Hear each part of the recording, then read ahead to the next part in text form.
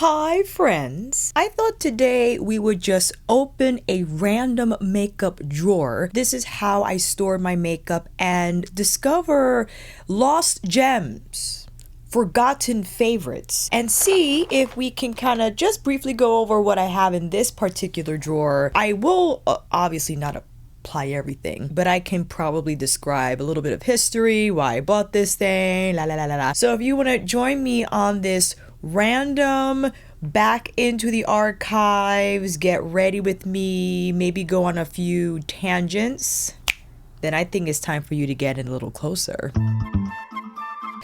But before we do that, if it's your first time here, hi, I'm Alicia, an online coach who specializes in flexibility, bodyweight training, and helping individuals find sustainable nutrition and movement habits that will last and be secured. But I also love to put on the makeup, and that's why we're here. Well, I did not open my foundation drawer, but I'll fill you in on what I've been doing between Pat's primer that she sent me with a bunch of other things with Moonlit Seduction.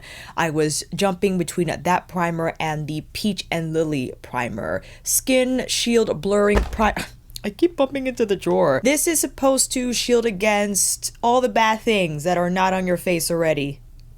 I know, so scientific. I do like the texture of this primer. It has a little bit of tack where I feel the foundation, whichever one you choose to apply, latches on well to the skin. And there is a blurring effect, I think, because of the texture. But most importantly for me, it does not have any heavy fragrance. Once I get the majority on, I just like to pat it down. Just kind of press it in there. And believe it or not, I have been hopping between the NARS, the Danessa Balm, as well as the Pat McGrath Skin Fetish Foundation. They were also nice enough to send me a few shades of that. And right now, at this very moment, I'm medium 18. I was doing medium 16. I think it was medium 15 maybe. Little off. Color was a little off. So this is what I have been applying, and I can quickly show you what this looks like color-wise next to the NARS, which I also picked up a new shade. I think it was a month ago that I bought Syracuse, which originally I think was my NARS shade. So here we go.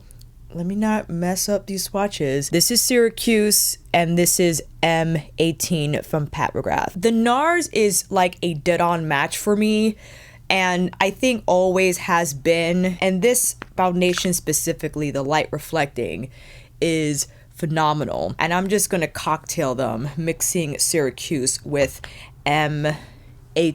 M18 has a little more warmth. I think this one was dubbed, you know what, hold on, I'm gonna put this light on. I'm wearing Zorro today. Brief tangent coming through. I'm watching One Piece at the moment. Oh my goodness me. I'll get back to the foundation. I told you the tangents are coming. I'm in the 300s. There are 1,000 episodes in all. I know, quite intimidating. But I wanted to start it because I knew if I didn't, I would just not begin the journey. And what astounds me is the amount of characters, voice acting, situations, different cities, and what have you. Oda's imagination is boundless. And I'm only in the 300s. Okay, there's like 600 some more episodes to go. I can't even imagine like what else is in store. It's so overwhelmingly exciting. I love the Straw Hats crew. Oh my gosh, especially Chopper. If you want to just have your heart swell with adorable factor 10,000, Chopper will fulfill that need. But I have to say, because I just wrapped, well, I'm about to wrap, I think I'm a few episodes out of the Water 7 arc. Chimney is like the best supporting kid character. And I know I haven't seen all the anime, but talk about a child supporting character that's not only adorable, but helpful. And the fact that Chimney looks exactly like her grandma, Kokoro-san. Like they both look crazy and eccentric. And Chimney has, again, such carefree energy, does not realize the severity of the situation she finds herself in, but still manages to be helpful to anyone who's in trouble. Again, I mean, she realizes when her life is in danger at some point. She's like, oh my gosh, freaking out. Her awe that she has when encountering situations she finds herself in, that was like my favorite part, one of my favorite parts of the arc, Chimney and Monster Granny. So you see here, the foundation gave me a lot of warmth, okay? But totally fine, because look, the way Pat's and NARS foundation looks on top of the Peach and Lily, I really enjoy. I enjoy this, not dry down. Is it dry down? Finish, that's the word. Using Sydney Grace's foundation brush. Great tool, synthetic. I like synthetic for cream and liquids. I find that it's just a little more durable with this type of medium. Easier to clean, and you can clean them more often. They're not as susceptible to breakage and wear like natural hairbrushes are. But I do have my favorites, okay? They're just hiding somewhere with all the other brushes that I have. I know. I don't want to talk about it. So we've applied the foundation. I'm just making sure I get the areas that sometimes if I don't buff enough, the foundation can gather and look quite heavy. Like between my eyebrows is one region. Make sure you get around the nose, you know, around the mouth. Sometimes I could look a little dry. The shade for the concealer was TN3, and again, that was the LYS. Definitely have to go in with Mother's Under Eye Blurring Powder. This is in medium, was also sent to me alongside Moonlit Seduction. I hop between medium and yellow, but medium is a great shade for my skin tone. It doesn't change the concealer's color, but doesn't make the under eyes flat either. I like to go in with brows usually at this point. Some people wait after the eyeshadow, or they do them before the foundation. What I like to do actually is powder my brows a little bit, just so that the pencil has a little more stick and adherence, and is not as slippity slip. I've also been training in the morning, and I like to train in the afternoon after I eat. I feel I just have more push, but I feel training in the middle of the day just kind of breaks up my flow, where if I train in the morning, and I'm talking like 6:30 a.m., okay? I don't have to worry about it going forward during the day, and I can just focus on the tasks that require me to be in front of my camera, to edit on my computer if I have to film something for Instagram. But I'm not stressed out about optimizing my potential to build muscle. If I could push a little more in the afternoon, fine, it'll just take me a little bit longer. And that's something I surrendered to and thought hard about, because I think people have to realize that certain goals live on a totally did not stay on the line. Goals live on a spectrum, right? I understand how one wants to push out all the benefits of said training protocol, right? So in this situation of hypertrophy for muscle building, you want to push as hard as you can. You want a program that's going to be challenging, but also gives you necessary breaks so you could push harder again in the next cycle. I would say though, unless you are a physique athlete or even a performance athlete, it's not necessary to be perfect with your approach. Obviously, sure, you can make the argument that you are competing with yourself, as we all love to do, see what we can accomplish, what boundaries we can break with our will and resilience. At the same time, however, if you're not running in a race, if you're not wanting to place, I would just do your very best. And yes, at this moment in time, I might be able to push a little harder in the afternoon because I do lift fasted. I don't want to have breakfast 5:30 in the morning, even if it's a smoothie. It's just, I don't want to have anything in my stomach right before I train hard, because there are moments when my life flashes before my eyes. Like when I'm doing Bulgarian split squats with 35-pound dumbbells in each hand, and I get halfway through the set and I'm like, why am I here? Should I just give up? That's the dialogue that happens a lot. I finish it. I do the work. It feels amazing afterwards, but boy, oh boy, during am I questioning my life, my decisions. Despite all that, I think I'm doing quite well for someone my age. I'm 37, and you know, the amount of work I'm doing, I think, is more than the average person. So everything now is bonus. So I'm not too worried about optimizing my muscle building potential by training during another portion of the day, where in the end, if I need this to be sustainable, I need to have it where it just flows better, right? Not for the sake of the optimizing program, but for the sake of my own longevity, preventing psychological fatigue, because at a certain point it gets,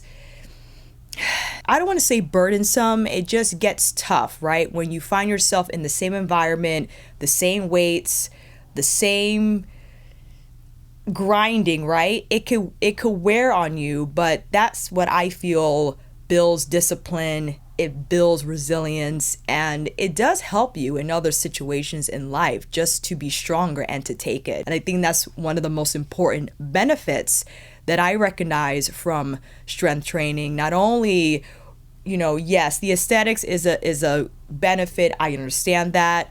Just practically so. A month ago, I was ranting on Instagram stories about carrying water bottles from Whole Foods. I was able to do that because I strength train. But I think also it's the mental fortitude that it builds and contributes to. So that's why I get up and that's why I keep going, because also this is training for my grandma body, okay? When I fall and I'm like over 60, I'm not gonna break. And I know I'm gonna die. I know this turned morbid really quickly, but I wanna die strong. I don't want to die weak. What shall we go in now with our makeup drawer, yeah? I told you, tangents. We have the Dior. Remember this quad? One of the most beautiful quads, the early bird from the Birds of a Feather collection. That's like more of like a gelée type of a gig. Ooh, we got NARS, a NARS bronzer. Falaseis?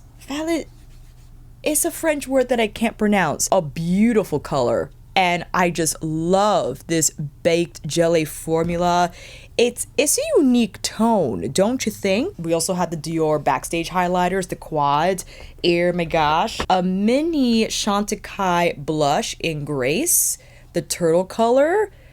Wonderful everyday peachy pink. What else? Ooh, you know what I wanted to do? This was a gift, actually, from one of our fan members, the Patrick Ta clear shaping wax. I do need a spoolie for this. I don't know if I have to wet the spoolie first. Are there instructions on here? Activate the formula with a drop of setting mist. Thank goodness I read first. I don't think I was supposed to spray the mirror too. We're activating and scraping. Pick a small amount.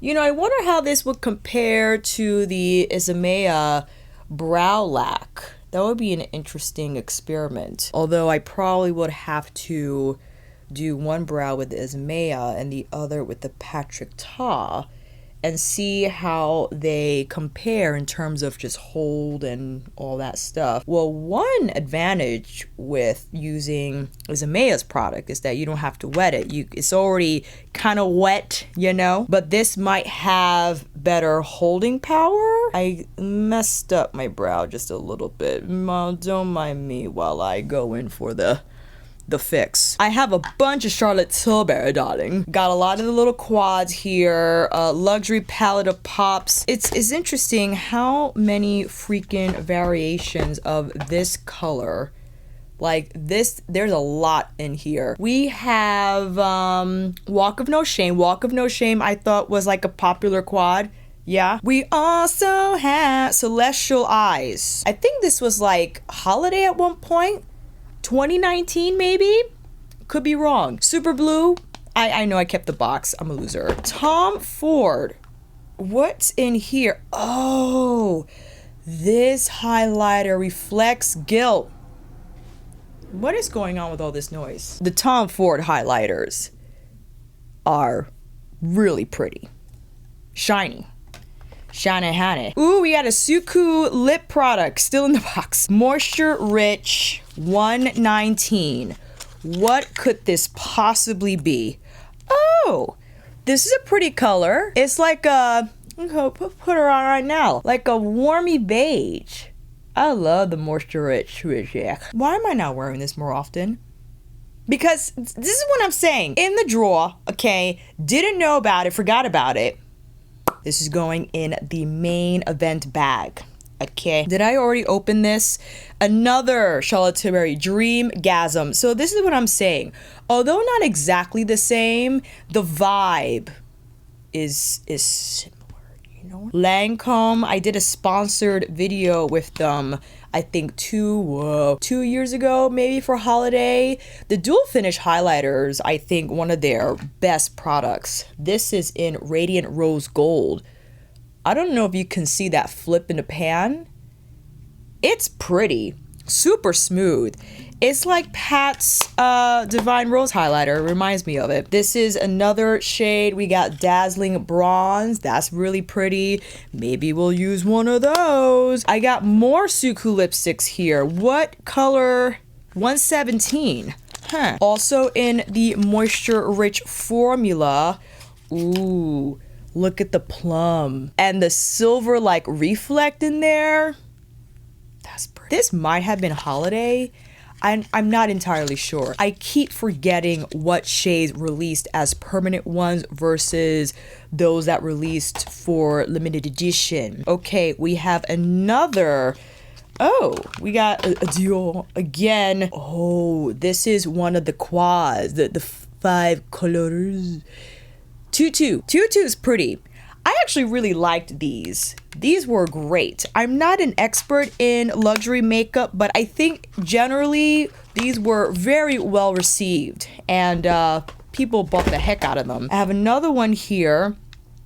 Oh, this is a blush. I think still from the Birds of a Feather collection, $4.68. That's lovely. Add a little bit of sparkly in there though. I don't mind. It has that, same Dior perfume. Ooh, but look how silky that is. Maybe we'll apply that. I need to write all this down. I will forget what I apply on my face. That wouldn't be good. And I think this is now, yes, $4.62. The coral, look how beautiful that is. Oh my goodness, absolutely gorgeous. Just the actual pan is to die for. But look at this color. It's so soft and I think easy to wear. Much more vibrant than the warmer beige pink, but oof, can't get enough of that type of shade. Oh, what shall we do? Maybe we'll just apply one of the Charlotte Tilbury palettes?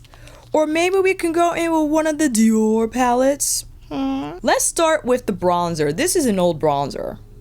I know I am risking my life by applying an old bronzer, but I just want to see this color in action because it's been a while, and also revisiting a lot of makeup using my Fude, something that just kind of rekindled, I think, the necessity to go back into older makeup when you have better tools, especially if it's a makeup product that maybe you didn't love because you weren't crazy about how it applied, but you have Fude. Nothing stands in its way. That's pretty. The texture is really nice. This type of like a gelée formula for bronzer, fantastic. I love. Absolutely gorgeous. All right, let me put this I'm just gonna throw it on the bed. You gotta go in the notebook or else I will forget that I applied you. What about the blush though? We can go coral, but I do want to apply this shade, the Birds of a Feather shade, because there's nothing like a warm this. Just like that low key, just enough type of a blush. Yeah? And we have plenty of options for highlighter. I have to say though, I don't mind the gold specks in here. I could do without them because I think the satin finish itself is enough to create a beautiful sheen on the skin so that the powder doesn't look flat. I do enjoy that type of like a glow and luminous finish from a blush. But we do have the Tom Ford. We have a bunch of the Dior. This perhaps might be, I think this was the first Backstage Glow Face palette with the, like the pearl, the gold. Still, I think one of the best highlighting situations ever. Let's go with the gold. Let me grab this mirror because there's no mirror in the Dior Backstage palette. Why do I keep buying you makeup? Oh, I know, because you have no freaking willpower. It's that kind of like FOMO where I just want to see what it does. I want to see the color. I want to see how it blends. But at the end of the day, when you have great products that just pull through no matter what, it's like, do I really need, I'm doing the pearl shade. Do I really need to keep buying all the new makeup? From the side though, let me blend it a little bit more. Maybe I can go in with one of the pinkier quads, like this one here. This is so pretty. I believe this is the rose gold quad. We can do like this shade here, a little, maybe mix them together, a little lower on the cheeks. We're getting crazy with the highlighter. I know it might not be everyone's favorite type of a texture, but man, if you want the glow, the Backstage quads are going to give it to you. Might be a little smoother from the original Backstage quad. Something you can consider doing, and I'm using the same brush I just applied those highlighters with, wiping it on a towel, but whipping it over everything to create a softer finish on the skin. You can take also a finishing powder, if you will, over this section so it could appear smoother.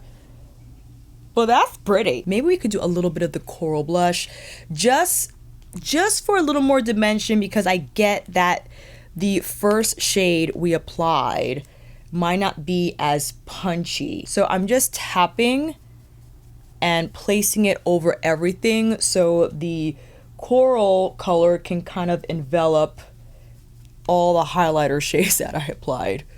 There we go. That looks a little more multi-dimensional. My cheeks don't appear as flat. Yeah. Moving on to eyeshadow. I have not yet figured out which quad to apply. We have so many options. We have Walk of Shame, Dreamgasm, these words. We have the Dior. You know what? Screw it. Let's just do the Charlotte. Let's just do Charlotte. Why not? I haven't applied Charlotte shadows in quite some time. A nice reminder that I have them. Why not use them more often? But now I have to figure out which one. Oh, I forgot about this. The Desert Haze. All mattes. That's pretty too. So applying LYS concealer as my primer. It depends on the day. I just do this because I'm a little lazy in applying the Linda Hallberg primer, which I also love. I think it all depends on the type of shadow that I'm going in with. That will determine what type of primer I use, whether it be something like the Linda primer or maybe more tacky like a concealer. Well, I guess I'm doing the Dreamgasm one. Ooh, using my Koido Premium eyeshadow brush. I love these types of shader brushes, and I feel that these textures from Charlotte Quads are one and done types of gigs.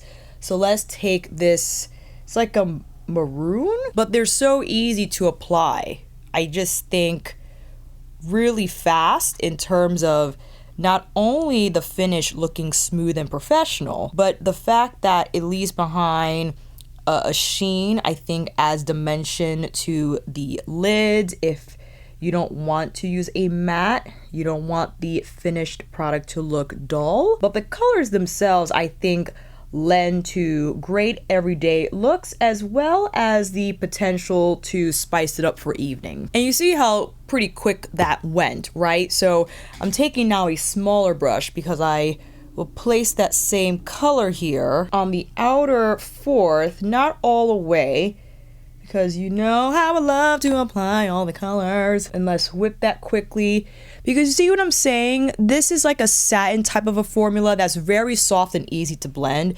You don't need a matte to finish the edges. I think any type of fluffy brush can achieve that technique. But what I like about the flat shader is that a flat shader will pick up more than a regular blender, like a cone-shaped blender brush would. So that will lay down more product, enough for you to take it on the lid if you like, and also through the crease. Now with this gold shade on the majority of the lid, so the remainder of the lid, I'm going to take that now, tap it, amp it like that. I know one of these shades is like the topper shade, so I'm saving that for last. The pearl shade now on the inner part of the eye, as well as the inner lower lash line, right? We could put a little some there. This is coming together quite nicely. And now with the pop shade, yes, because these are labeled in the back, and it kind of guides your placement, whether, you know, if you haven't applied eyeshadow in a day in your life, you say you have here prime, enhance, pop, and smoke. The smoke shade is the one I applied first, the enhance shade, and the pop shade is Charlotte's version of the actual shade from Pat, one of the shades from the Isamaya palette. It just gives that twinkle effect, and it's baked in the pan, which I feel makes it easier to pick up with a finger. And you could place it anywhere on the eye. It is very lightweight, but it's going to amplify the twinkle effect. It's like delivering tiny balls of light on your lids. Now you could stop here. You could apply some lashes, mascara. I do love to go in with my beloved black coffee. Look how short this is nearly done. I just want a little more definition here on the outer part of my lid. And it doesn't have to be an actual wing, but if you do a wing, I recommend that you look straight forward and then follow the natural incline of the lower lash line, and that will kind of place the angle that's ideal for your eye shape. But it might take a little bit of experimentation. Sometimes there's a lot of trial and error to figure out like what the right angle is. This is the Chikuhodo Takumi T12, wider than a lot of shader brushes, which I think makes it easier to manipulate a pencil with. Not bad, not a total disaster. I'm gonna do the same thing on this eye, and this is my problem side with liner because I have to go across my body. But I brace my arm against my chest to give me more stability. But I know that requires a little bit of like adduction, and is there some rotation in there? I can't identify if it is. Looking ahead to create that lift. Short strokes. You don't want to draw the line, because remember, we're gonna make it look with the brush. That's what we got the brush for. Okay, taking this now, seeing if we can kind of match what we have on the other side. Is never going to look completely the same because your eyes are different, simply because I think we use one more than the other. So like muscularly, the lids are lower or higher depending on how expressive you are on either side. But for now, that looks pretty good. I have to buy a new Esum mascara. I'm convinced that the Esum and Kill Lash combination that I have been using for the last few months is my holy grail mascara cocktail.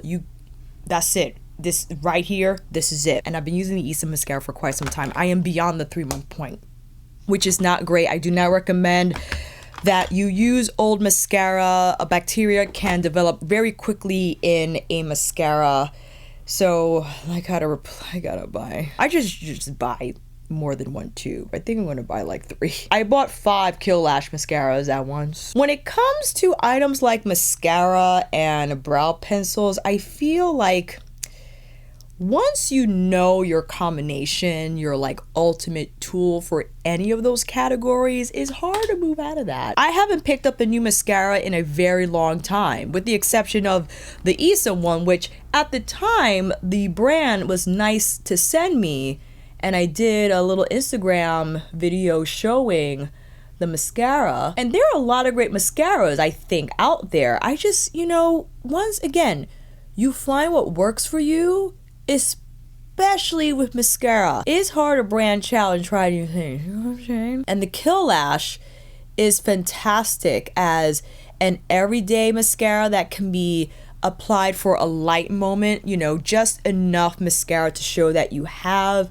lashes, but not so much that it calls for mascara. Like, I don't like that overly spidery mascara look without eyeshadow. I just think it's just too much.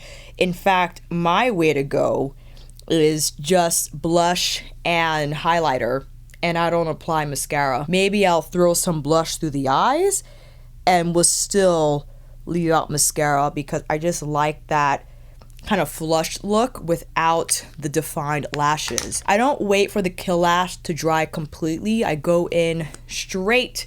I just realized that I don't have any earrings on. Oh my goodness. I was in the process of putting on earrings. I couldn't find ones that I wanted, and I just totally forgot to do it. Okay, we're back. Sorry. I keep my eye like closed, and I'll bring the spoolie up from the root. I don't know if you can see, but see how that like bumps up the lash like crazy? So it's like giving bedroom eye, yeah? And then using the wand to press the lashes up. And I feel that really just, look at that. Lash, lash, lash. And yes, I do use the new lash. I do.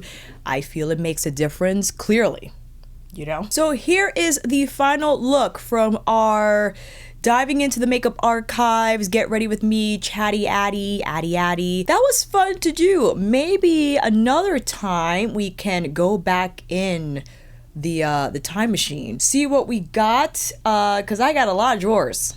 Okay, got a lot of old makeup to share, and a great reminder to myself and maybe to you that we might have a beautiful collection and gems in our collection that we can still use. Of course, make sure you give it a sniff, make sure that there's no mold in it or what have you. You don't want to apply anything on your face or eyes that could lead to bad things, okay? That's just a forewarning, but I understand that we have a lot of old makeup that still survives.